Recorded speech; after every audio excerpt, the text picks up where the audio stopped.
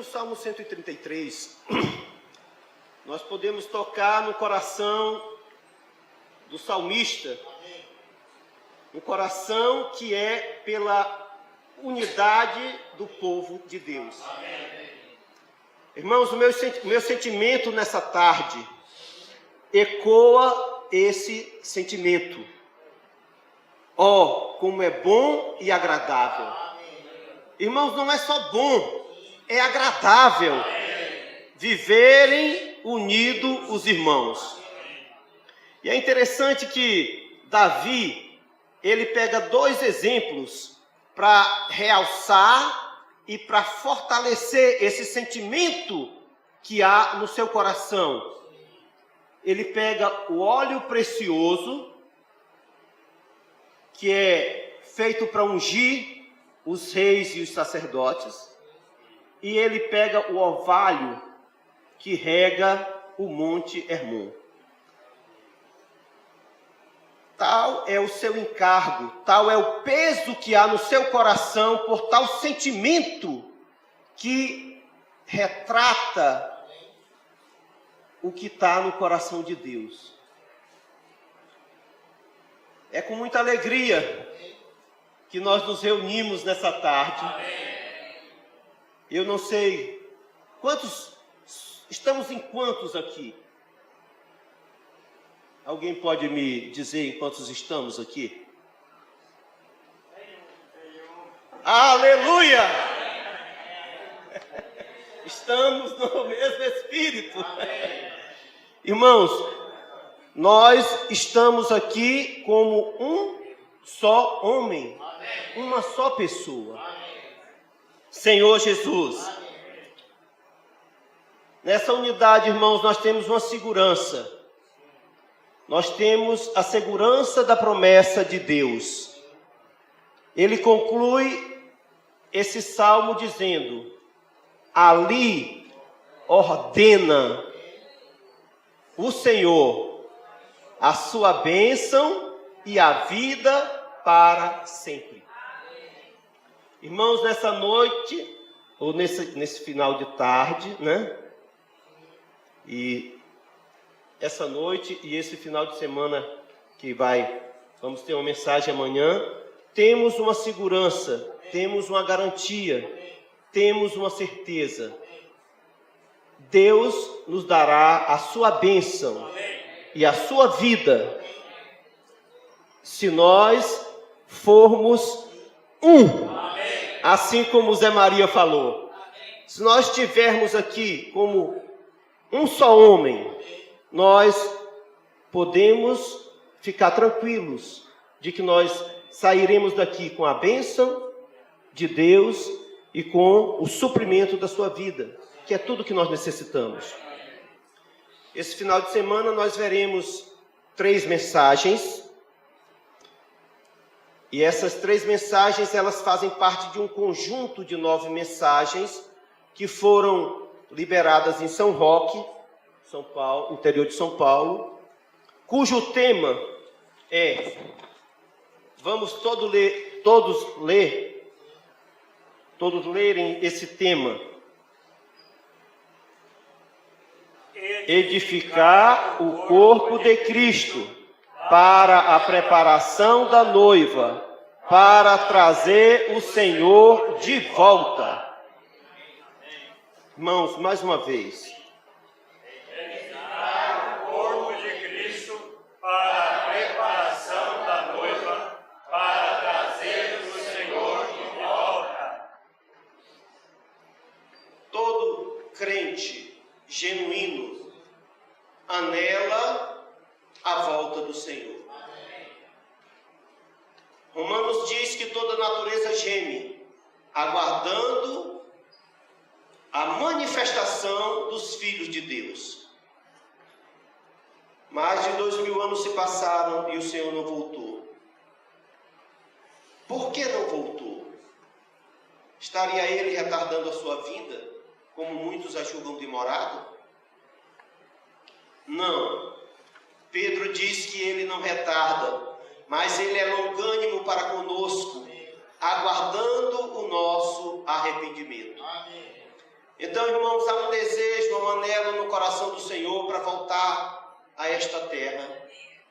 Mas há uma condição sine qua non, uma condição sem a qual ele não virá. É que a sua noiva esteja pronta para recebê-lo. É que a igreja esteja edificada, para que a noiva esteja ataviada e assim ele possa vir para essa grande festa que é o seu casamento, que é as suas bodas. E sem essa condição, sem esse cenário, ele não tem como voltar. Por isso, hoje nós precisamos estar focados no que Deus está focado, que é edificar a igreja, preparar a noiva e trazer o Senhor de volta. Aleluia! Senhor Jesus.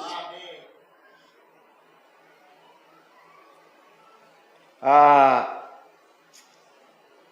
primeira mensagem, ela vai falar sobre a visão da unidade do corpo de Cristo. E essa primeira mensagem, ela tem um caráter interessante. Ela tem um enfoque interessante. Ela não vai, nós não vamos estar focados naquilo que nós conhecemos. Nós falamos muito de unidade, irmãos. Vezes após vezes que estamos reunidos, nós tocamos na unidade. Mas essa mensagem, ela tem um caráter interessante. Ela não quer falar do que nós conhecemos, mas ela quer checar, fazer uma avaliação daquilo que nós dizemos que vimos, fazer um check-up da nossa visão. Então essas três mensagens, a de hoje, essa primeira, a segunda e a terceira manhã de manhã, elas vão tocar nesses aspectos, em três aspectos. Primeiro, a nossa visão. Segundo, a nossa pessoa. E terceiro, o nosso serviço.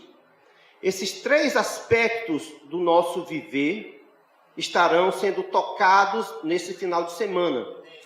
Então, essa primeira mensagem, ela faz uma avaliação, um teste, um exame.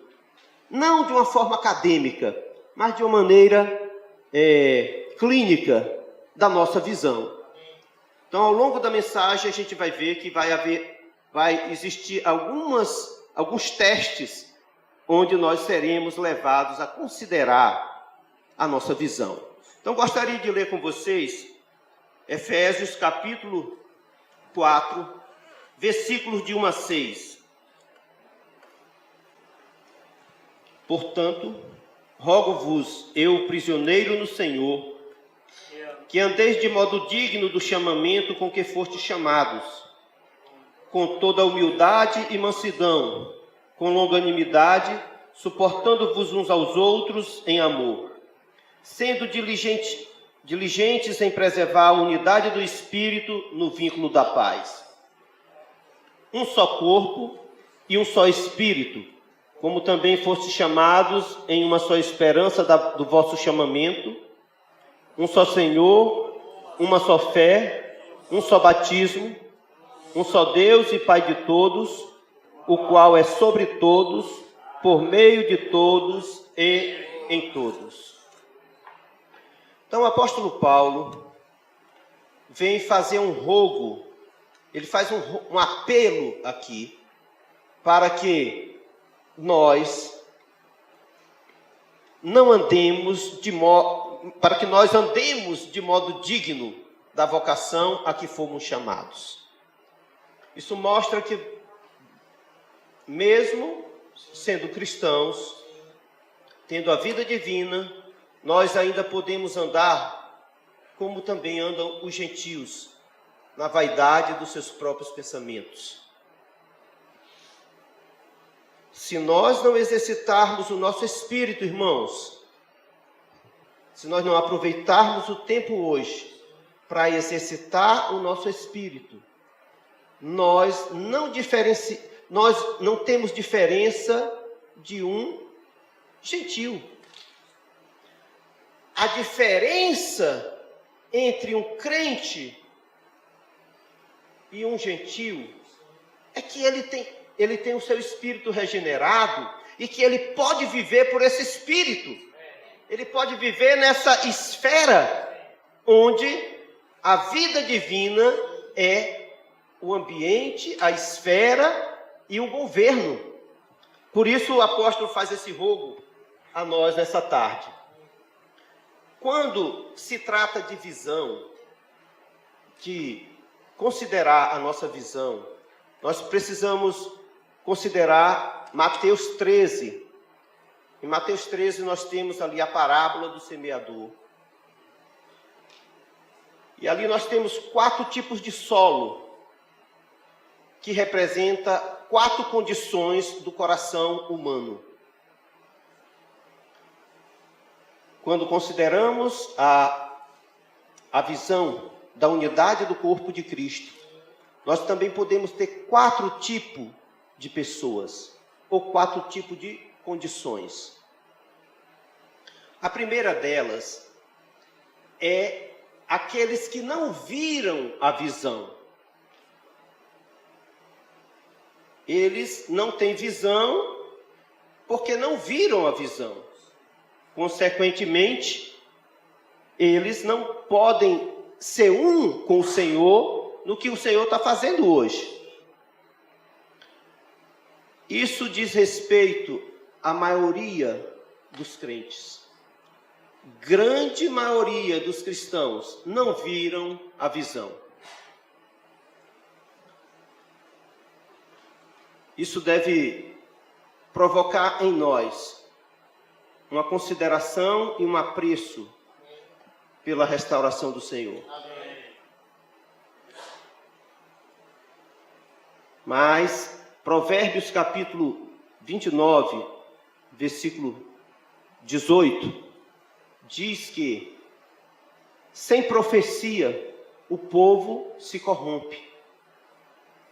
Irmãos, sem restrição não há visão. Esse é o nosso primeiro teste nessa noite. Você tem sido restringido no seu falar? Você tem sido restringido no seu viver? Ou você fala o que você quer, da maneira que você quer, não se importando com o que as pessoas pensem ou deixem de pensar? Você se incomoda com o corpo? Quando você fala, quando você age, você se preocupa com o corpo? Então, se não há restrição, irmãos, não há visão. A visão, ela em princípio, ela nos governa, ela nos dirige e ela nos controla. O apóstolo Paulo um dia viu a visão. E a visão o controlou, o dirigiu e o governou por toda a sua vida. Esse também deve ser o nosso viver. Senhor Jesus. O segundo grupo de pessoas são aqueles que viram a visão, mas por algum motivo eles abandonaram a visão. Provérbios 23, 23 diz que compra a verdade e não há vendas. Todo o Novo Testamento nos mostra muitos casos de pessoas que viram a visão e que abandonaram a visão. Temos o exemplo de Barnabé, que iniciou o ministério juntamente com Paulo, liderava o apóstolo Paulo no ministério e de repente ele abandonou. Temos também o caso de Demas, que por amar o presente século, abandonou também a Paulo. Consequentemente, abandonou a visão. E temos os da Ásia, que abandonaram o apóstolo Paulo e, consequentemente, abandonaram a visão. Eu e você não somos melhores do que essas pessoas. Aqui a gente pode ter um bom início nessa conferência. Voltando o nosso coração para o Senhor. E, de uma forma sincera, pedir a Ele para que nos preserve nessa visão, até o último suspiro nessa terra, ou até a sua volta. Que o Senhor tenha misericórdia de nós, irmãos. Nenhum de nós temos a garantia de que, porque fomos introduzidos nesse caminho, nós vamos terminar bem. Conhecemos, todos nós aqui conhecemos alguns, ou vários, que iniciaram essa corrida e que hoje não estão mais. E não cabe aqui nenhum tipo de crítica, não cabe aqui nenhum tipo de acusação, mas uma advertência para nós. Precisamos orar ao Senhor. Senhor, nós não somos melhores do que ninguém, nós não confiamos em nós mesmos e nós rogamos a Ti, nos preserva nessa visão, nos mantém nessa visão. Terceiro grupo de pessoas são aqueles que viram essa visão, mas com um perverso coração de incredulidade, como está lá em Hebreus capítulo 3, versículo 12. Vamos ler Hebreus capítulo 3, versículo 12. É valioso. Hebreus 3, 12.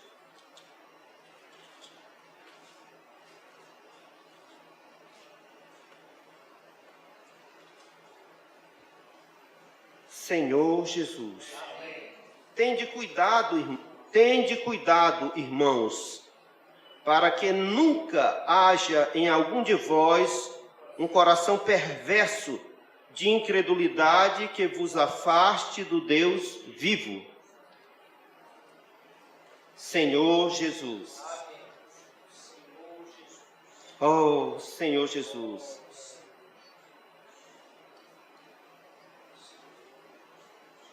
Essa visão da economia de Deus, de dispensar-se para dentro do homem, de se tornar homem, para que o homem se torne Deus em vida e natureza, mas não na deidade.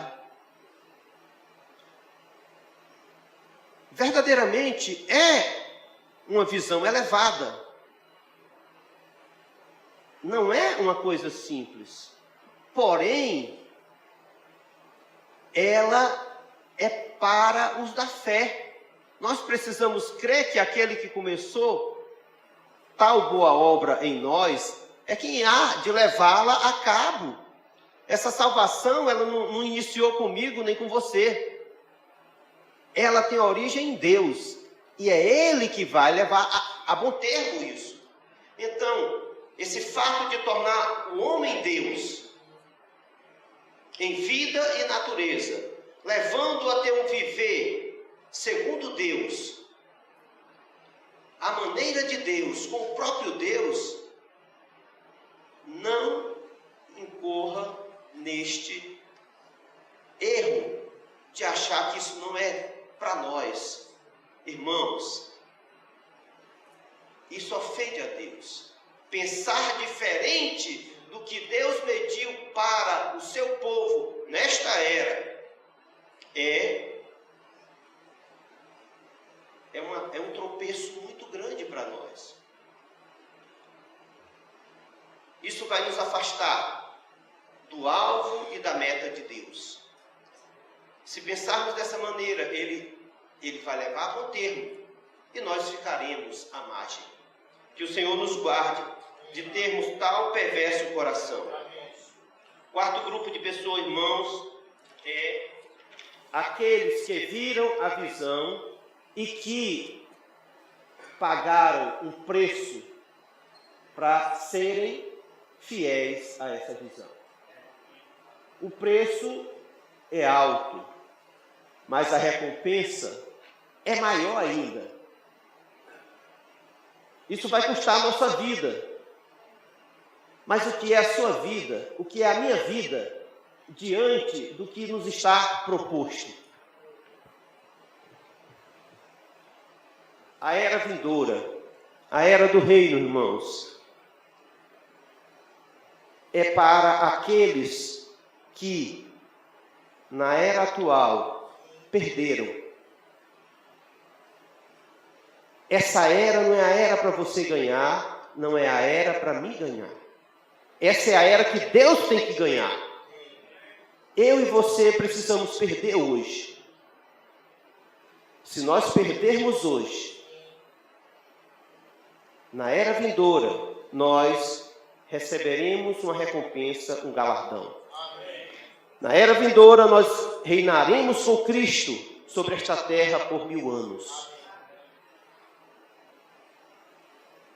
A Bíblia diz que nem olhos viram, nem ouvidos ouviram, nem jamais penetrou em coração humano o que Deus tem preparado para aqueles que o amam. Mas Deus nulo revelou pelo Espírito. Irmãos, eu não quero, e eu não vou fazer isso,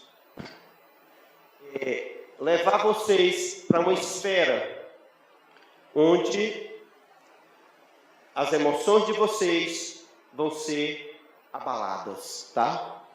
Mas eu rogo a vocês, exercitem o seu espírito. Amém. Interiormente, invoque o Senhor. Amém. Eu sei que a dificuldade, ela é recíproca, tá certo? Para que nós nos mantenhamos no Espírito. Amém. É necessário um esforço da nossa parte. Amém. É muito fácil se fazer uma plateia, né? Não é tão fácil, mas não é difícil você mexer. Existem técnicas que fazem com que você consiga fazer com que uma plateia reaja bem. Tá certo? Mas esse não é o nosso caso. Nós não estamos aqui para dar show. A minha preocupação aqui é única: dispensar vida, dispensar Cristo e receber de vocês esse Espírito e essa vida. Amém. Senhor Jesus. Amém. Por isso eu sinto que falar de uma forma tão pausada, exige de vocês um esforço maior, uma concentração maior, mas é necessário para que nós não tenhamos misturas, mas tenhamos o fluir. Amém. Senhor Jesus. Amém. Vamos entrar agora no nosso esboço. Vamos todos ler o título da mensagem. A visão da unidade do corpo de Cristo. A visão da unidade do corpo de Cristo. Irmãos, quando falamos de corpo de Cristo, nós precisamos estar claros de que o aspecto principal, o atributo principal referente ao corpo de Cristo é a unidade. A unidade é o principal atributo do corpo de Cristo. E se essa unidade é o principal atributo, eu pergunto para você, como o seu coração reage a essa necessidade.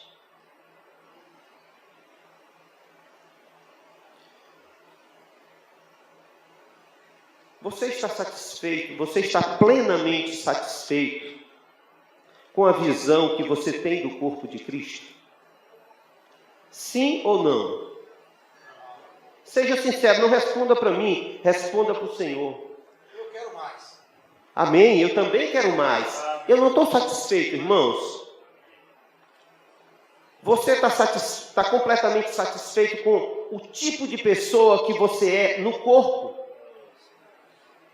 Eu não estou. Você está satisfeito com o tipo de serviço que você exerce no corpo de Cristo? Então, essas perguntas, elas precisam ser levadas diante do Senhor nesse final de semana como um exame, como um check-up, para que o Senhor nos traga luz e nos leve a uma consideração e a uma reação positiva diante delas. Não importa qual seja a sua condição, Ele tem a solução para a sua resposta, seja ela positiva ou negativa. Mas você precisa ir a Ele, eu preciso ir a Ele, para que Ele possa fazer esse check-up. Senhor Jesus, quando nós perguntamos, quando falamos da unidade do corpo de Cristo, eu pergunto, onde está essa unidade hoje na terra? Onde está essa unidade do corpo de Cristo? Está com os católicos? Não. Está com as denominações? Esses nem a consideram. Quando um irmão se encontra com outro, a primeira coisa que ele faz, a primeira pergunta, em via de regra, é: de que igreja você é? Está preocupado com a unidade? Nenhuma. Eles nem reivindicam isso, porque não faz parte do ser deles. Um diz, eu sou batista. O outro diz, eu sou da Assembleia de Deus. Foi um prazer. Depois a gente conversa. Né? E morreu ali, criou uma barreira. Então, onde está essa unidade? Não seja tão rápido em responder, está conosco. Ela deveria? Ela está conosco, ora não. Deveria estar conosco porque nós temos um ministério que ministra tal unidade para nós. Mas, irmãos, a realidade desse fato ainda está distante de nós. Ainda não é a nossa realidade, nós ainda não vivemos essa unidade de uma forma prática e plena. Estamos num processo. Ora temos, ora não temos. Quando estamos no Espírito, vida e paz. Somos um. Edmilson é tão lindo. Eu consigo amar todos os irmãos. Quando eu estou em mim mesmo, eu odeio até a minha sombra. Então, não é uma questão de... Não é uma questão de conhecimento, de doutrina, de ensinamento. É uma questão de realidade. Nós precisamos viver no nosso espírito para termos tal realidade. O tópico 1. Vamos ler todos juntos? Precisamos ver a singularidade do corpo de Cristo. Quando falamos de unidade do corpo de Cristo, a primeira coisa que a gente precisa considerar é a sua singularidade. Isso diz respeito à natureza do corpo. Letra A diz: há um corpo no universo. Há um corpo no universo.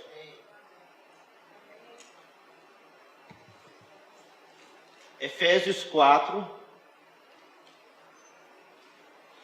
capítulo 4, versículo 4, parte B.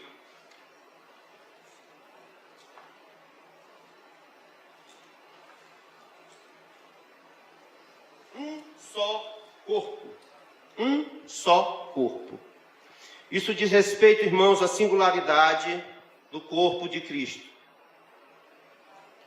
1 Coríntios, capítulo 12, versículo 12.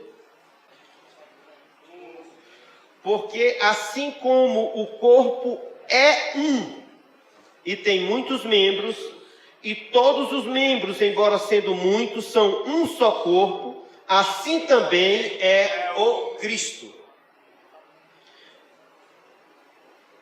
Irmãos, no universo há um único corpo. E esse único corpo, ele é expresso por meio das muitas igrejas locais. Então, a letra B diz: a unidade do corpo é mantida e expressada por cada igreja local em sua localidade. As muitas localidades não são muitas igrejas. As muitas localidades no Brasil constituem uma única igreja no Brasil. E constitui uma única igreja no universo. Não são a igreja em Juazeiro e a igreja em Salvador, diferentes em natureza. Nós não estamos falando de duas igrejas distintas. Se eu digo para o Gomes, você é de que igreja? Ah, eu sou da igreja em Salvador. E eu digo para ele, eu sou da igreja em Fortaleza. Eu pergunto para você, há diferença entre o batista e o metodista?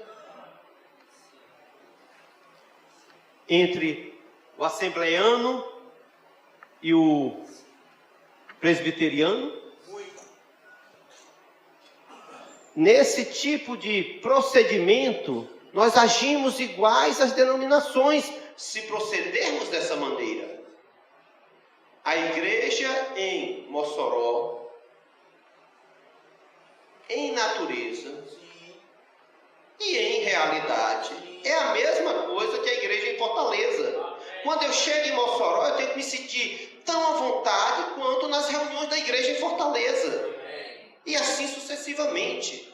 Eu não posso chegar em Campina Grande e dizer aqui, pensar, né? Posso nem dizer, mas pensar, aqui é o reduto do Henrique.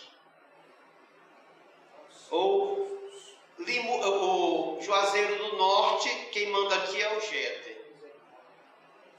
Irmãos, proceder dessa maneira é andar de uma maneira incondizente com a nossa realidade. Então, a igreja em Fortaleza, a igreja em Juazeiro, a igreja em Campina Grande, a igreja em Mossoró, e assim sucessivamente, são uma única igreja. Quando eu toco na igreja em Caruaru, eu toquei no corpo. Toquei na igreja. Não importa a localidade é só uma expressão local desse único corpo universal. Senhor Jesus. O tópico 2 vai nos mostrar 4 pilares sobre os quais essa unidade do corpo de Cristo é estabelecida é firmada. Então, nós temos aqui na letra A, tópico 2, vamos ler todos juntos.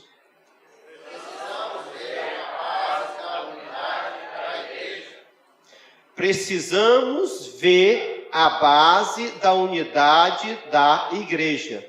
O que é a base, irmãos? A base é o terreno, tá certo? É aquilo sobre o qual nós apoiamos essa unidade. Essa unidade, ela não está solta no ar. Ela tem uma base. E essa base é sólida. Então a gente vai ver 4 grandes pilares que sustentam essa unidade. Ou uma base firme. A letra A fala da... Letra A. A base dessa unidade é os 7 fatores de nossa fé cristã. Então, aqui em Efésios capítulo 4, versículos de 4 a 6, vai nos mostrar 7:1.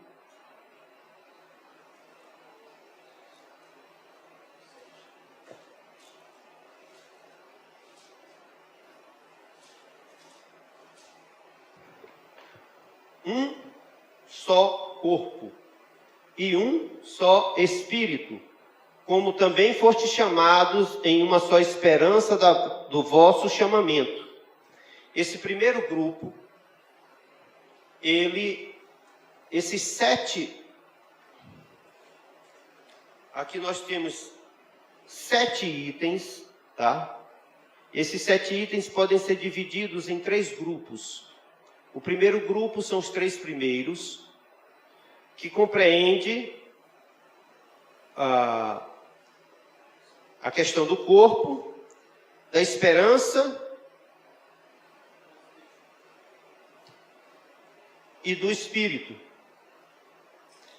E eles representam o Deus Espírito. O segundo grupo, que tem o fator... Vamos ler o primeiro grupo. O primeiro fator é o único corpo para a expressão coletiva de Cristo como a corporificação do Deus triuno. O segundo fator é o único Espírito como a essência do corpo de Cristo. O terceiro fator é a única esperança da glória para a redenção do nosso corpo. Esses 3 fatores representam Deus Espírito.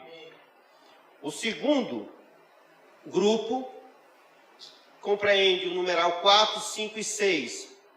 O quarto fator é o único Senhor como o elemento do corpo de Cristo. O quinto fator é a única fé que nos une, única fé nos unindo a Cristo. E o sexto fator é o único batismo separando-nos de Adão e do mundo adâmico. Esse segundo grupo, eles representam Deus Filho. E o terceiro grupo é o numeral 7, que representa Deus Pai. O sétimo fator é o único Deus e Pai nos cobrindo, cuidando de nós e estando conosco. Então, irmãos, a nossa unidade, ela não é uma unidade baseada em acordos. Ela não é uma unidade baseada no contrato que nós fazemos. Mas essa unidade, ela é baseada nos itens que compreendem a nossa fé. Esses 7 itens, eles dizem respeito àquilo em que cremos. A pessoa do Deus triuno. A nossa fé, ela é constituída com esses 7 itens. E esses 7 itens, eles são inegociáveis. Nós não negociamos eles por nada. Simplesmente eles são a base da nossa fé. O segundo pilar dessa base é a base dessa unidade é a unidade do Espírito. Então, em 4:3, nos diz que, sendo diligentes em preservar a unidade do Espírito no vínculo da paz. Preservar significa manter, significa guardar. Nós mantemos, nós preservamos, nós guardamos aquilo que já possuímos. Então, essa unidade, ela já está em nós, porque ela veio a nós quando o Espírito entrou em nós. E ela é o próprio Espírito que habita em nós. A terceira coluna é a base dessa unidade, é a Trindade divina. Então, o Pai, o Filho e o Espírito são a base dessa unidade. João capítulo 17, versículos 21 e 22. Vamos ler todos juntos esse versículo?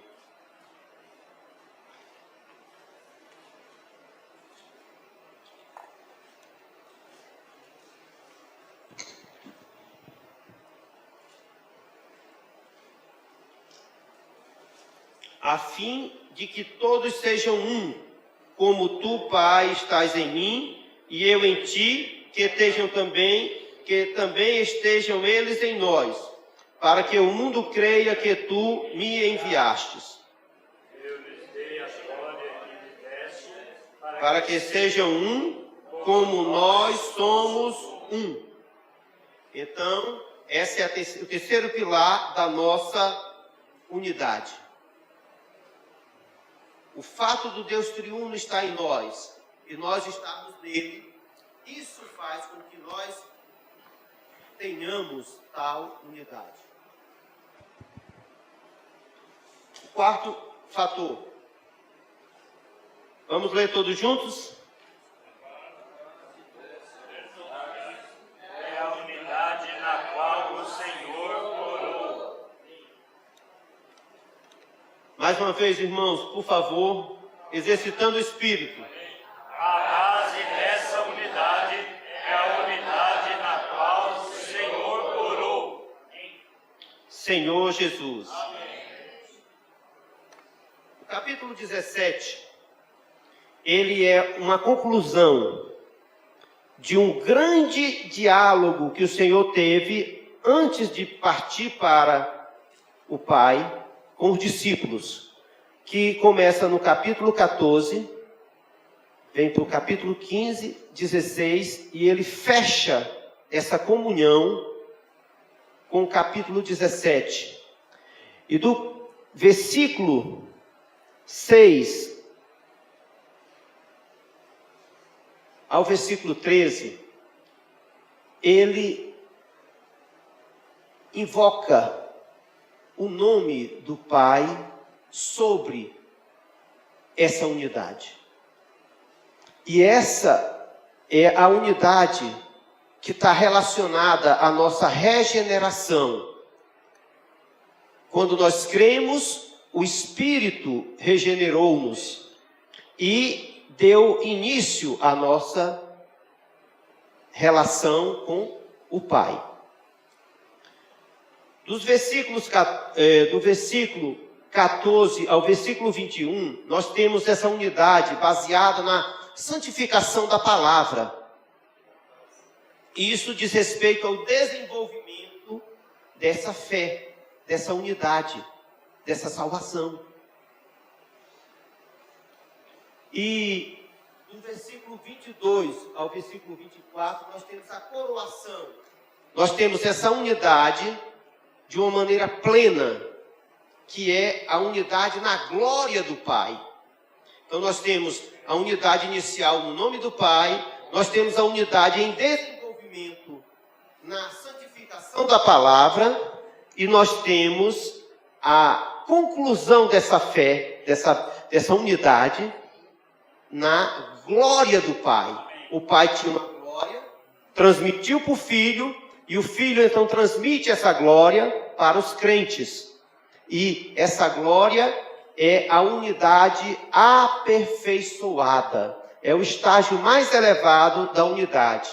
Então, quando a gente está lá no capítulo 4 de Efésios, ele fala para que nós preservemos a unidade no versículo 3.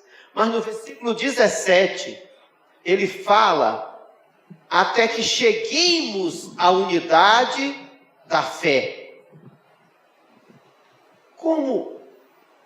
Como chegar a essa unidade? Que unidade é essa se nós a tínhamos no versículo 3 e agora nós temos que chegar até ela no versículo 13? Então isso mostra que essa unidade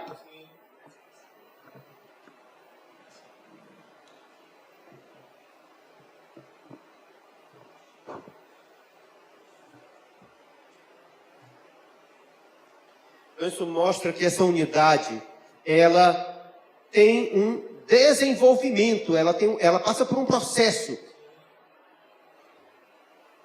A unidade interior, ela precisa de uma expressão exterior. Ela precisa de uma praticidade. Tá certo? Ela é algo prático, ela não é só algo espiritual, mas ela é algo que nós podemos desfrutar dela no nosso viver diário. Senhor Jesus. Então essa unidade, quando ela atinge esse aspecto, ela se torna o que a gente vê no ponto 3. Vamos ler todos juntos o ponto 3? Tópico 3. A prática da unidade é a unanimidade. Então, em Atos capítulo 1,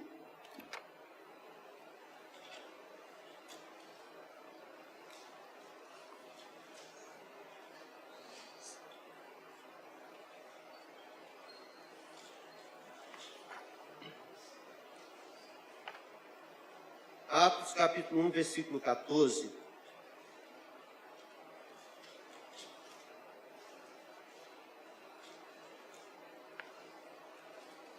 Todos estes perseveravam unânimes em oração.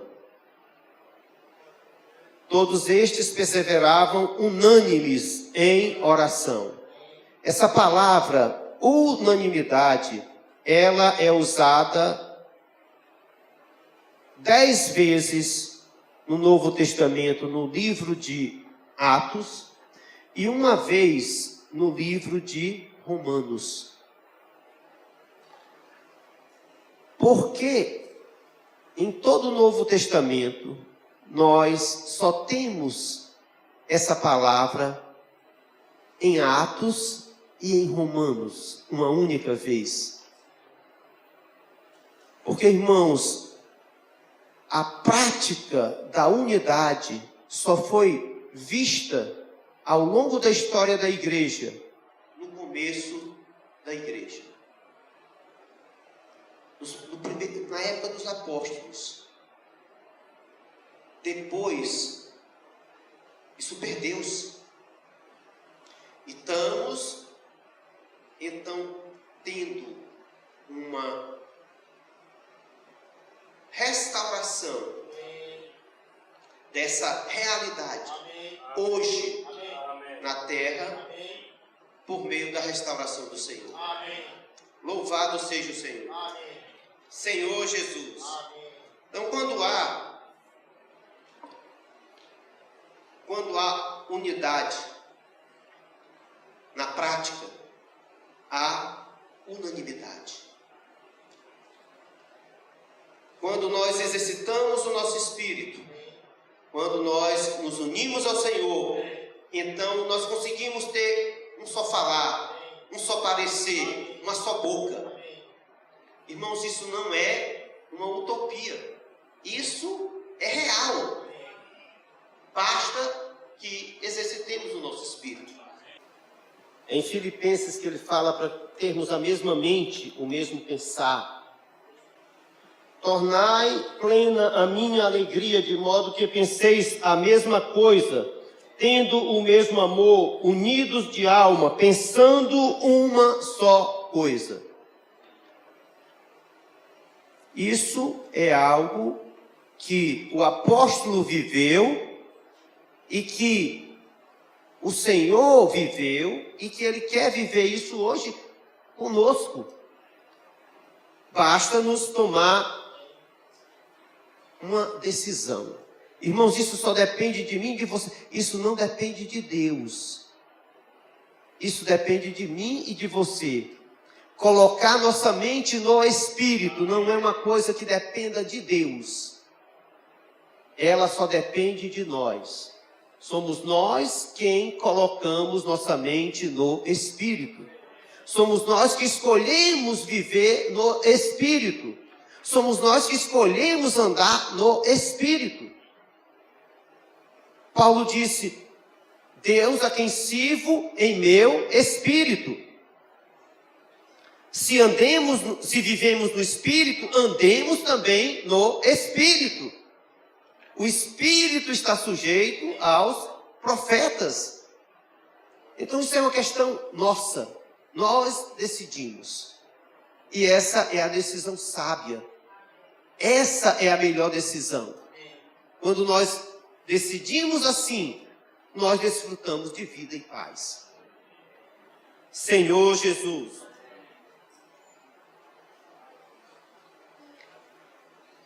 Vamos ler o tópico 4? O apóstolo nos exortou a preservarmos a unidade do Espírito. O apóstolo nos exortou a preservarmos a unidade do Espírito. Eu já comentei esse tópico anteriormente. Vamos prosseguir para o próximo. Tópico 5. Divisão herética facciosa. Letra A. Desmembra o corpo de Cristo e é repulsiva aos olhos dos apóstolos. Irmãos, nós somos extremamente gerais. Nós não impomos nada para nenhuma pessoa que queira se reunir conosco e que tenha tido uma experiência de novo nascimento. Mas há 3 coisas que nós não admitimos no corpo. É imoralidade, idolatria e divisão. Esses 3 tipos de coisa não se admite, né? Não somos gerais, né? Quanto ao mais, nós não fazemos nenhum tipo de pergunta nem consideração. Nós simplesmente amamos os santos. Nós os recebemos e cuidamos deles. Mas, com respeito a essas 3 coisas, não é possível se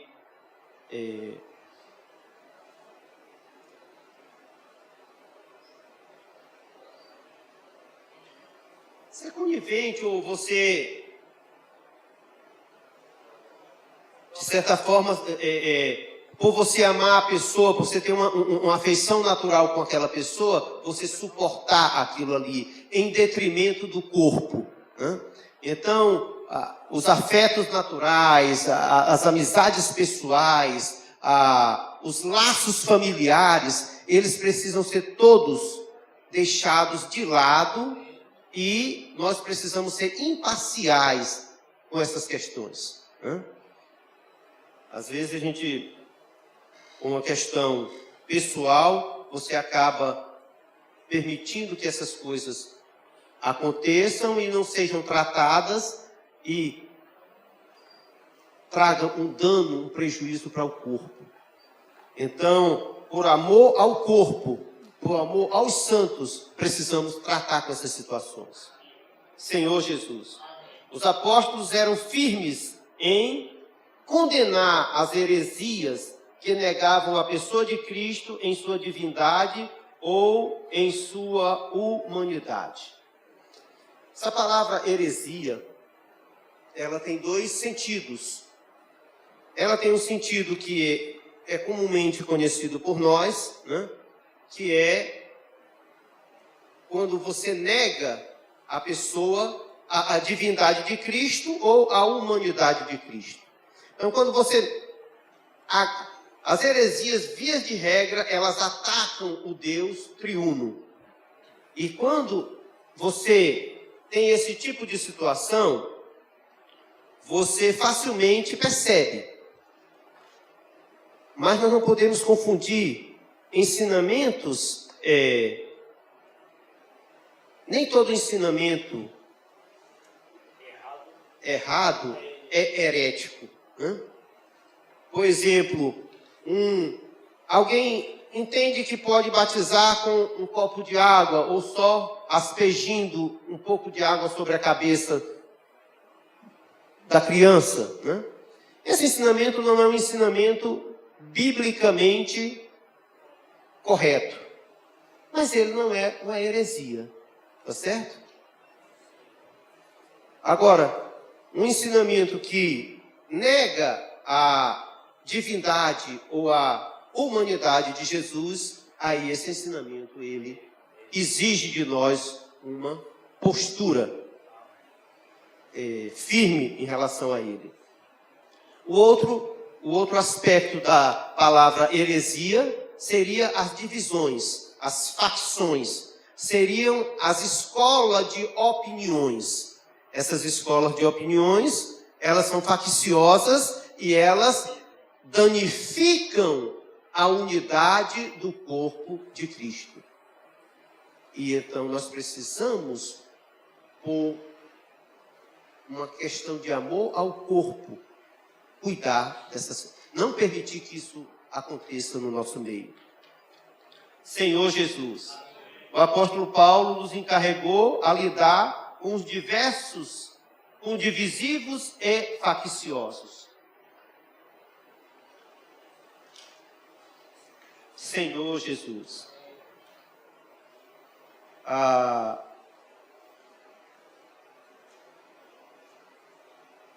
tudo aquilo que compromete essa unidade, ela precisa ser por nós rejeitada. E o que vai nos fazer, irmãos, não ter apreço, não ser conivente com essas situações, é se nós estivermos unidos ao Senhor.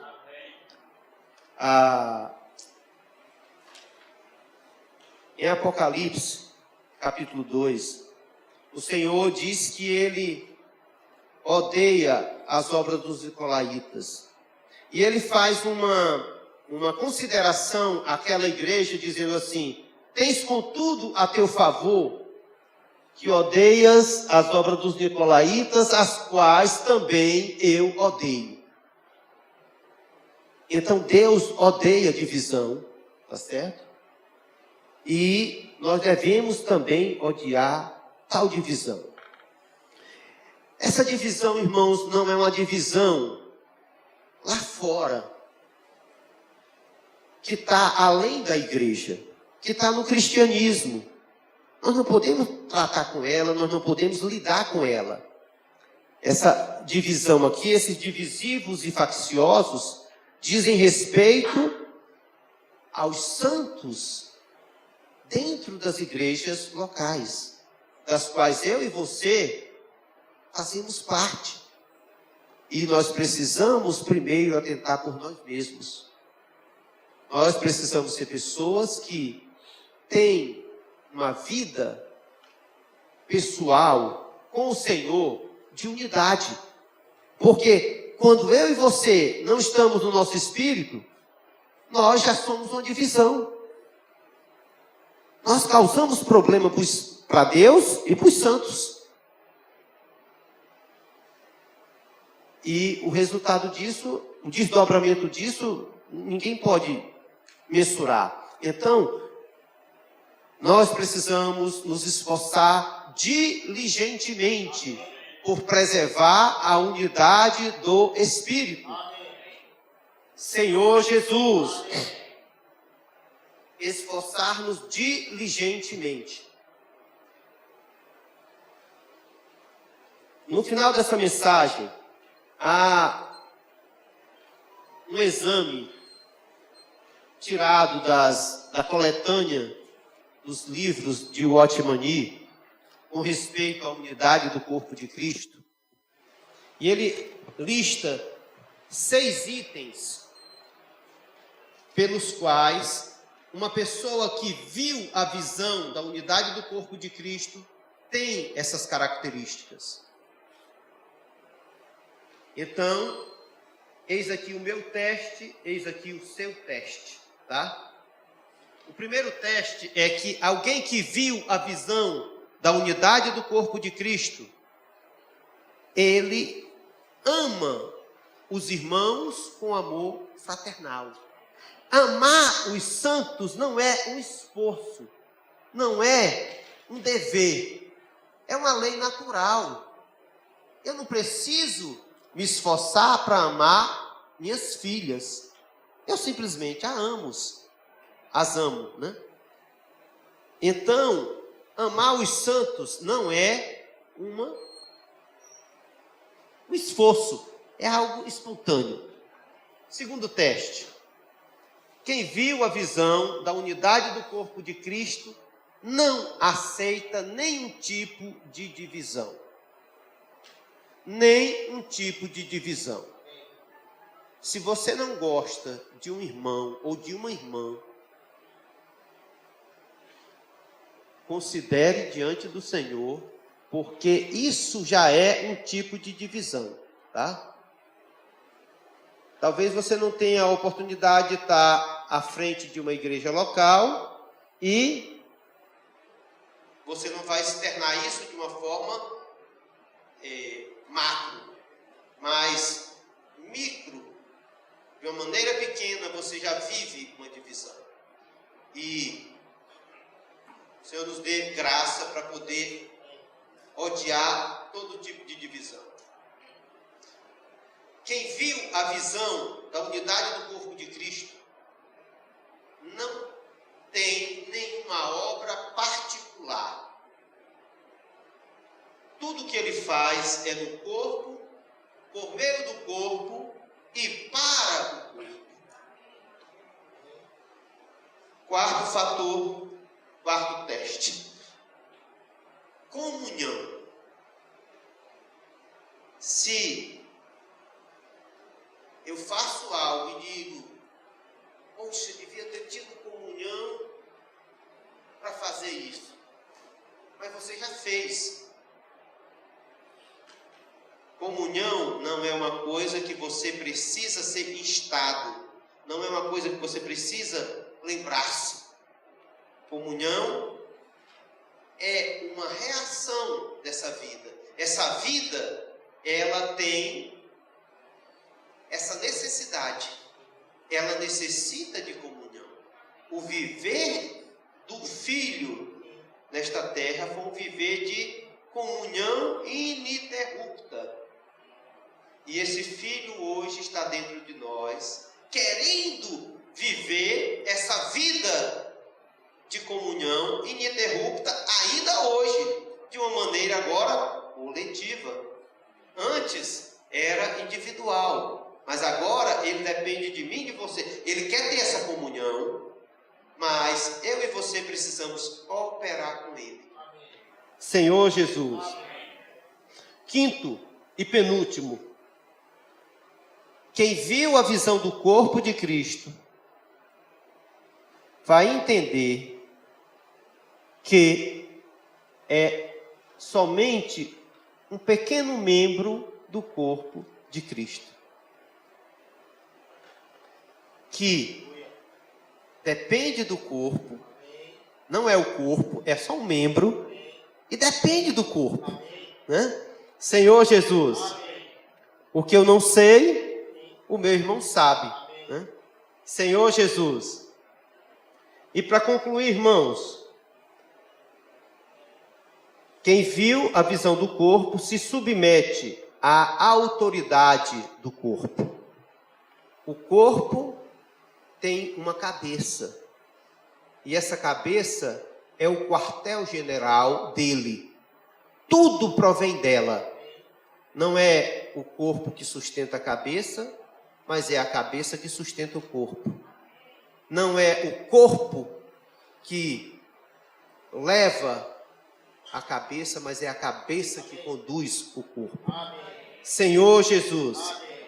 Então que o Senhor possa, nesse final de semana, nos levar a um exame, a um check-up com respeito a esses aspectos que dizem respeito à unidade do corpo de Cristo, pois esta é o principal atributo referente ao corpo.